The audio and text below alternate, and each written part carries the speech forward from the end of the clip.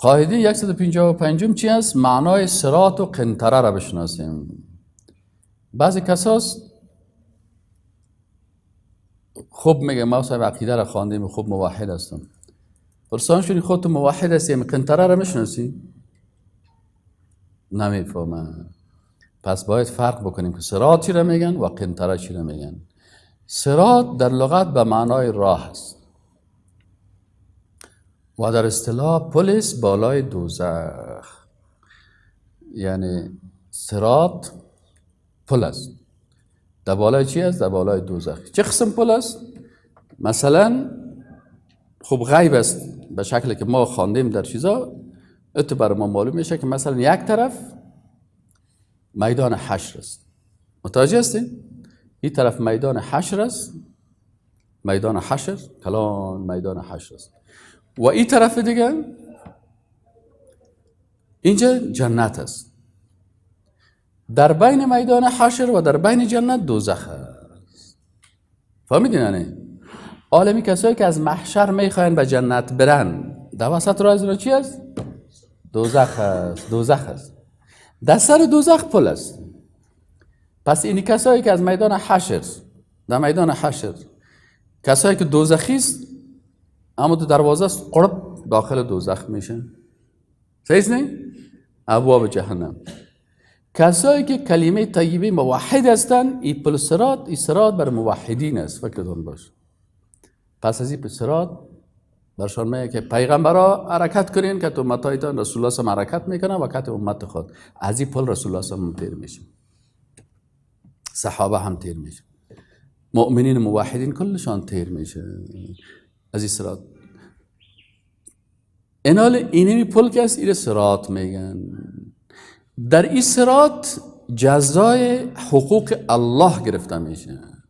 دروازه هاست، دروازه میرسین سعی کنم میگه مسئله توحید و ایمان و کلش در میدان حشر نیست معلوم شد. ذخیره عبد دوزخ و آل از جنتی ها وقتی که باید این مؤمن است.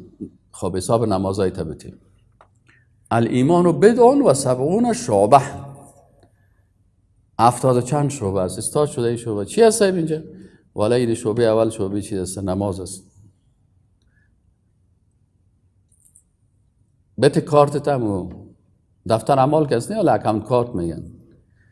اما کارت تا بهت میره که کامپیوتر داخل میکنه کلان پرده نشته میشه اونجا استاد دایی با تاریخ اقدر ساعت 4 بجه دقیقه گیر آمد،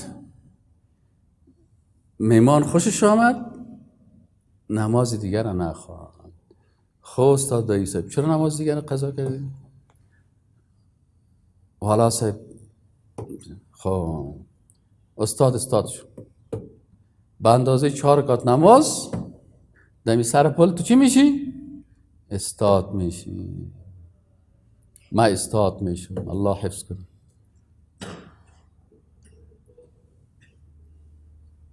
این حال فکر کو یک نماز قضا کردی، 2 تا قضا کردی، 10 تا قضا کردی، به اندازه قضای نمازت اینجا استاد است.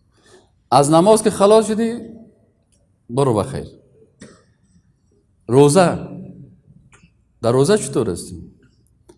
والا صاحب در روزه خو فلانی روزه را استاد شو. اگر مشکل نداشتی برو بخیر. یک نفر دیگه همراه ما است، شیخ روزش بسیار خوبش است، شاگرد تیر میشه استاد چی میشه؟ بند میمانه.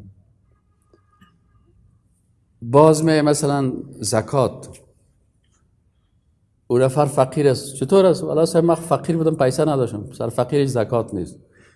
سر پیسه دار 5 بنای مسلمانی، سر فقیر 3 بنای مسلمانی.